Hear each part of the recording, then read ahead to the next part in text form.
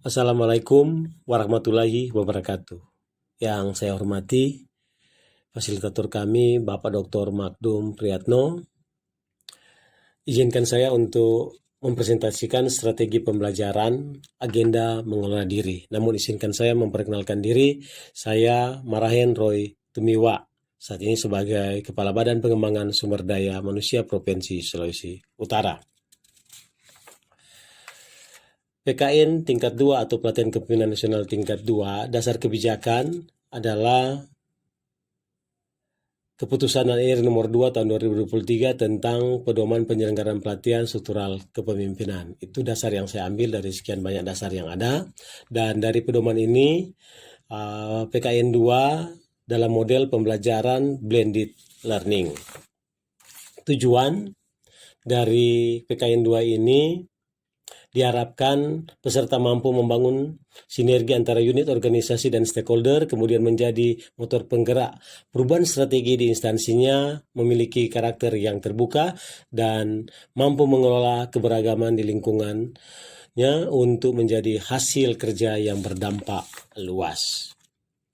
Adapun waktu pelaksanaan dengan model blended learning ini, total jam pelajaran 923 dan setara 107 hari pelatihan yang mulai dari pembelajaran klasikal tahap pertama, kemudian pembelajaran mandiri, pembelajaran e-learning berupa sinkronus asinkronus, kemudian pembangunan komitmen bersama, dan selanjutnya pembelajaran klasikal tahap 2, kemudian aktualisasi kepemimpinan kolaboratif, dan pembelajaran klasikal tahap yang ketiga.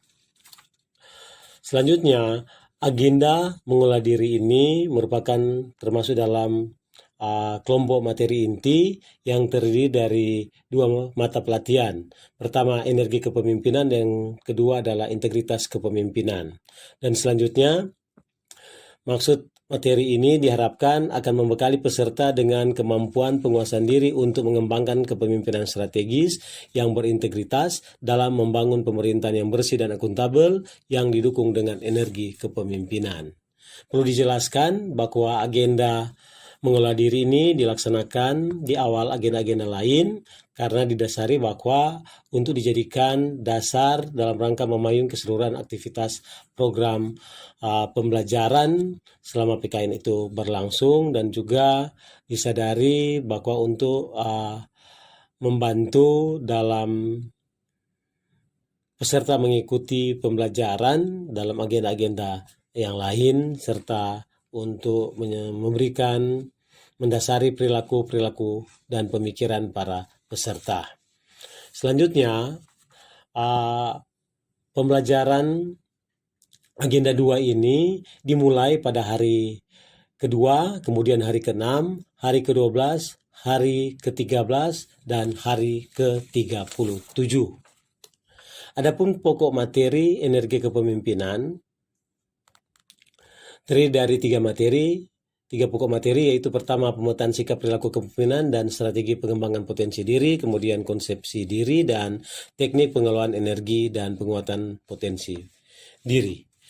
Dan yang menjadi indikator keberhasilan setelah mengikuti pelajaran ini, diharapkan peserta mampu memetakan sikap perilaku kepemimpinan, menyusun strategi pengembangan potensi diri, selanjutnya mengembangkan potensi diri, menjelaskan konsepsi diri, dan mempraktikkan pengelolaan energi dan potensi untuk pemimpin perubahan dan lingkungan strategis. Selanjutnya, materi integritas kepemimpinan dengan indikator keberhasilan yang diharapkan adalah peserta menjelaskan kerangka kebijakan pemerintahan yang bersih dan akuntabel, memetakan tantangan dan risiko penegakan integritas dalam penyelenggaraan pemerintahan yang bersih dan akuntabel, dan selanjutnya menjelaskan instrumen penegakan integritas, kemudian menyusun strategi organisasi dalam penegakan integritas, dan mampu mengenali pendekatan berbasis aturan dan integritas dalam penyelenggaraan pemerintahan yang baik.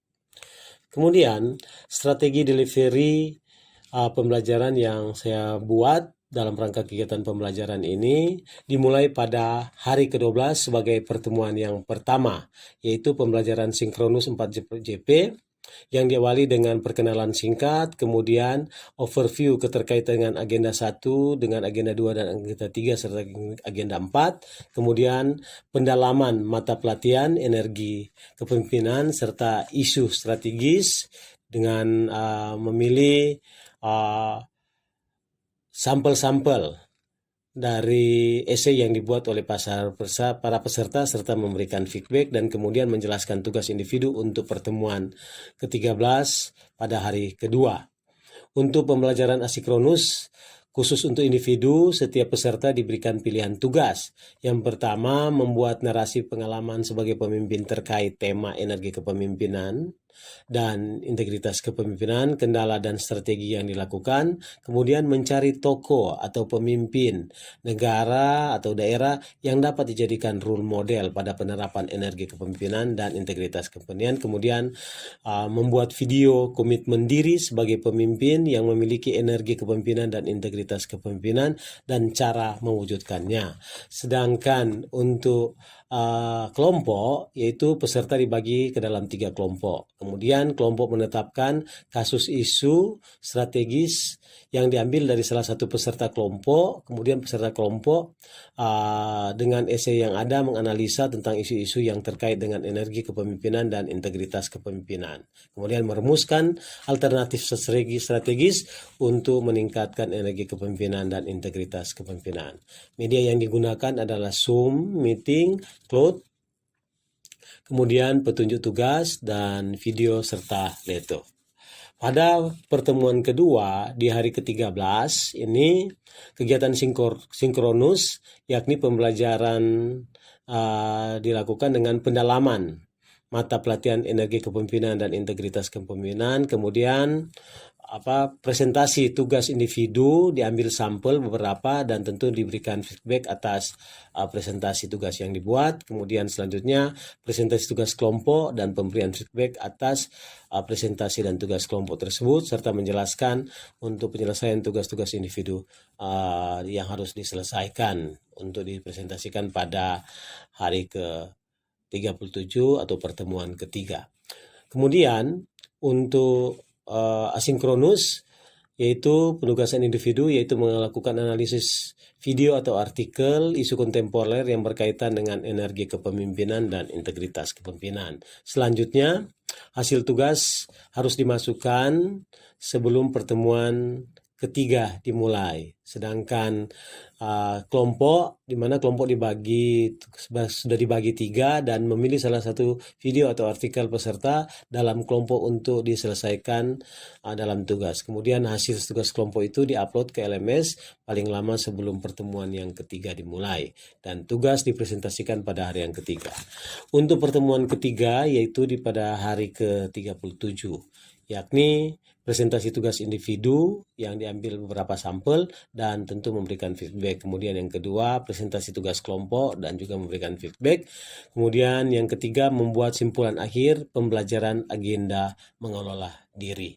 Dan selanjutnya pada akhirnya di tahapan terakhir, peserta membuat deklarasi bersama dan juga deklarasi atau komitmen diri tentang bagaimana komitmen menjadi pemimpin berintegritas dan tidak korupsi. Kemudian untuk contoh tugas ini ada di lembar berikut ini dan dapat dilihat yang bagaimana untuk membuat narasi pengalaman sebagai pemimpin dengan menerapkan energi kepemimpinan, selanjutnya integritas kepemimpinan, dan kemudian sistematika untuk tugas, kemudian disiapkan bahan presentasi dalam bentuk PowerPoint, kemudian hasil tugas diupload ke portal yang ditentukan oleh penyelenggara dan kemudian menyiapkan diri untuk mempresentasikan pada pertemuan selanjutnya peserta sebagaimana yang sudah diatur. Demikian yang dapat saya sampaikan dan selanjutnya sebelum saya tutup, izinkan saya membawakan satu pantun. Indahnya lautan tidak seindah dirimu.